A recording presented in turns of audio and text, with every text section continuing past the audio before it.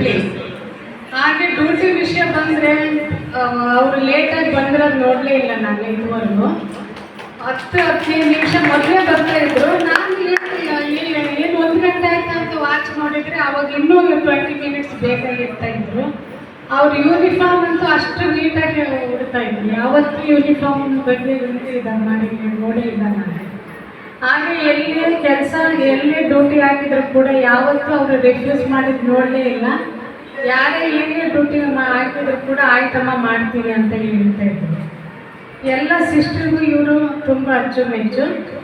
ಹಾಗೆ ಯಾರೇ ಏನೇ ಹೇಳಿದ್ರು ಅವ್ರ ಜೊತೆ ಕೆಲಸ ಮಾಡೋರ ಹತ್ರನೂ ಕೂಡ ಅಷ್ಟೇ ಹೊಂದ್ಕೊಂಡು ಹೋಗ್ತಾ ಇದ್ರು. ಲಕ್ಷ್ಮೀ ಅಮ್ಮ ಅವ್ರಿಗೆ 3 ಗಂಡು ಮಕ್ಕಳು, ಒಬ್ಬಳು ಮಗಳು, ಹಾಗೆ 8 ಜನ ಮೊಮ್ಮಕ್ಕಳಿದ್ದಾರೆ. ಅವ್ರಿಗೆ ಟೈಮ್ ಪಾಸ್ ಆಗೋದು ಹಂಗೆ ಯಾಕಾದ್ರೂ ರಿಟೈರ್ಡ್ ಆಗಪ್ಪ ಅನ್ಬೇಕು ಅವ್ರ ಮೊಮ್ಮಕ್ಕಳು. ಲಕ್ಷ್ಮೀ ಅಮ್ಮ 1997ರಲ್ಲಿ ಹೌಸ್ ಕೀಪಿಂಗ್ ಅಸಿಸ್ಟೆಂಟ್ ಆಗಿ ರೈಲ್ವೆ ಸೇರಿದರು. 2012ಕ್ಕೆ ಅವ್ರಿಗೆ ಹಾಸ್ಪಿಟಲ್ ಅಟೆಂಡರ್ ಆಗಿ ಪ್ರಮೋಷನ್ ಸಿಕ್ತು.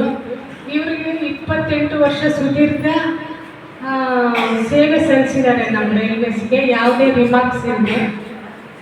1 DRM ಅವಾರ್ಡ್ ಮತ್ತು 3 PCMD ಅವಾರ್ಡ್ಗಳು ಸಿಕ್ಕಿದ್ದಾವೆ ಇವರಿಗೆ.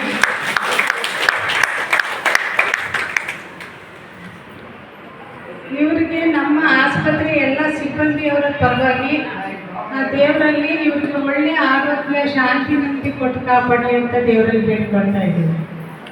Thank you. I request Srimati Shilila to say few words about her.